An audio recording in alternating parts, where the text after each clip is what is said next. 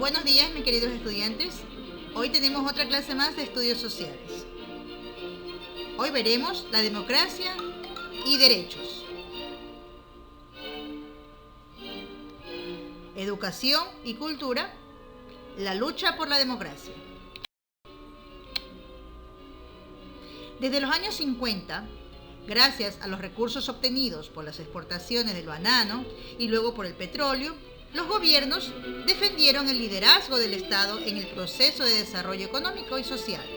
Sin embargo, la alta inflación, la fuerte inestabilidad económica de los países y las dificultades para sostener el elevado gasto público provocaron luego un cambio en el modelo de desarrollo. Educación y cultura en el Ecuador. En el periodo de 1948 y 1960, entre ese lapso, se formó el periodo de estabilidad y progreso en el Ecuador. Este periodo permitió el desarrollo del sistema educativo.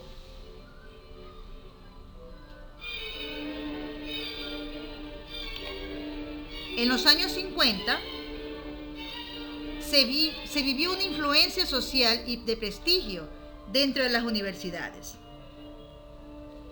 bajo la conducción de personajes como Alfredo Pérez Guerrero.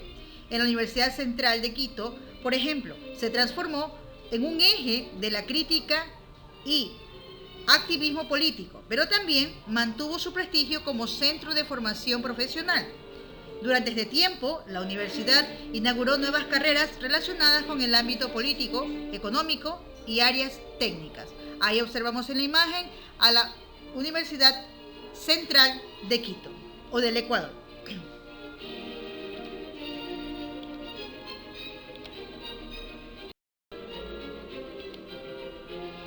En el campo cultural, en cambio, se dice que el 9 de agosto de 1944, el presidente José María Velasco Ibarra promulgó un decreto, mediante el cual se crea la Casa de la Cultura Ecuatoriana. Esta idea nació de la necesidad de devolverle al Ecuador la confianza perdida por el conflicto limítrofe entre Perú y Ecuador en el año 1941. Observamos en la imagen, ese es el proyecto que se creó en aquel momento sobre la Casa de la Cultura Ecuatoriana. Benjamín Carrión, ¿quién fue este señor? Pues nada más y nada menos que el idealista de la creación de la Casa de la Cultura. La Casa de la Cultura lleva su nombre debido a que uno de los valores más altos, porque él es uno de los valores más altos de las letras nacionales, lúcido, ensayista y ferviente suscitador de nuestros pensamientos nacionales. Uno de sus pensamientos fue: bajo este pensamiento se creó este proyecto de la Casa de la Cultura, de hace más de 50 años. Si no podemos ni debemos ser una potencia política, económica, diplomática y mucho menos militar, seamos una gran potencia de la cultura, porque para eso nos autoriza y nos alienta nuestra historia. Aquí vemos la Casa de la Cultura Ecuatoriana en la ciudad de Quito. La Casa de la Cultura Ecuatoriana, concebida como verdadero hogar de la cultura nacional y del país.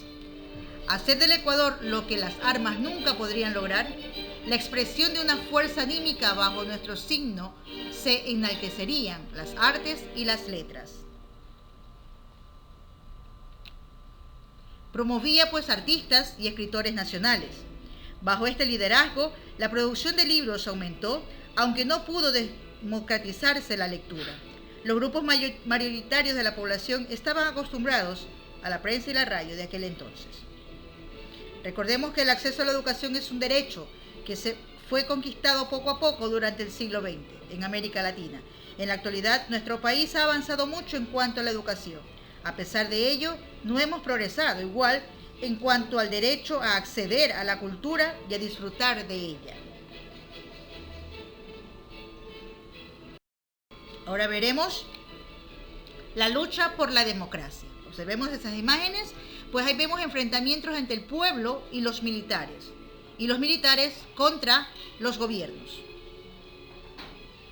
En los años 60, en este periodo es un periodo especial para América Latina, ya que hubieron muchos enfrentamientos entre el comunismo y el capitalismo, estas dos ideologías políticas que surgieron en aquella época, los cuales después llevaron a esta lucha por la democracia.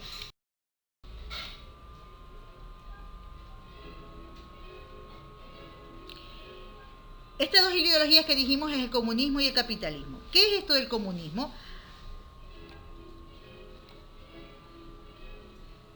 El comunismo planteaba lo siguiente, que no debía existir las clases sociales. O sea, que todos o todo el pueblo tenía que ser igual y tratado igual, sin ninguna diferencia, ninguna diferencia de clase social. Que tampoco debía haber de existir la clase de la propiedad privada,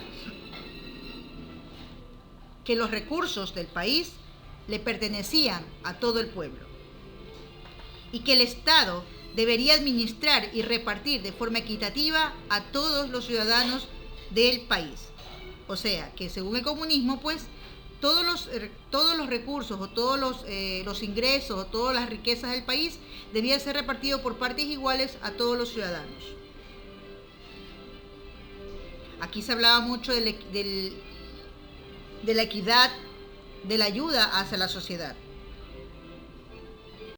Estos eran los países en aquel entonces, de la época entre los 50, 60, 70, y muchos de ellos pues llegaron hasta los años 90 con esto del comunismo, y uno de ellos todavía sigue hasta la actualidad.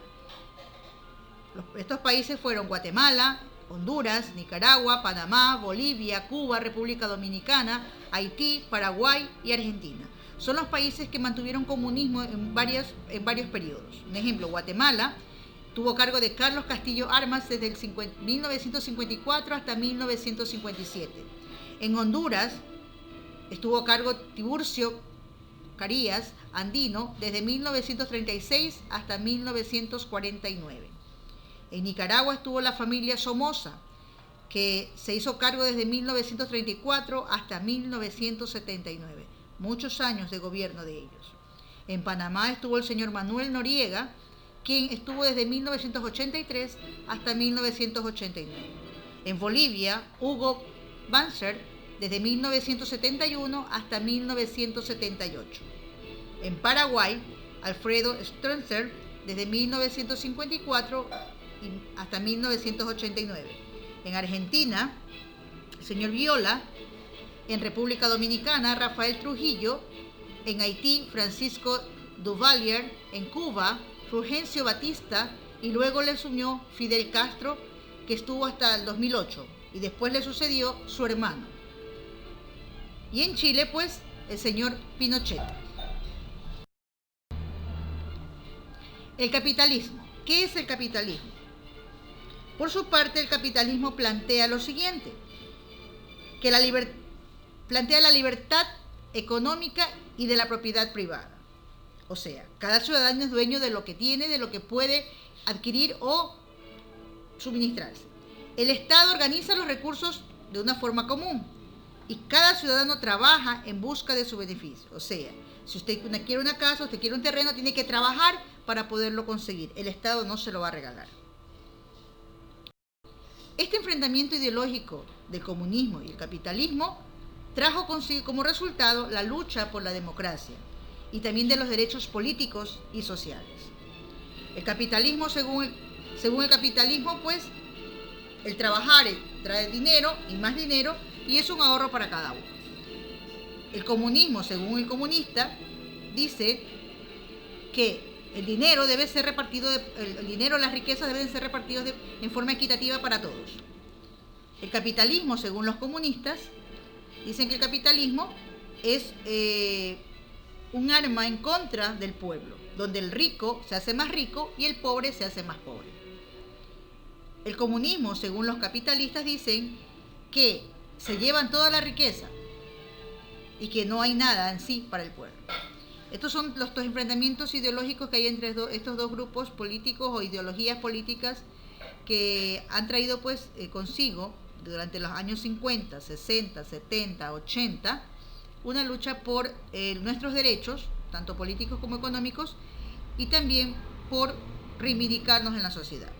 En todos esos años hubieron enfrentamientos entre todos los países latinoamericanos, entre los ciudadanos con el gobierno, hasta que se estableció nuevamente la democracia.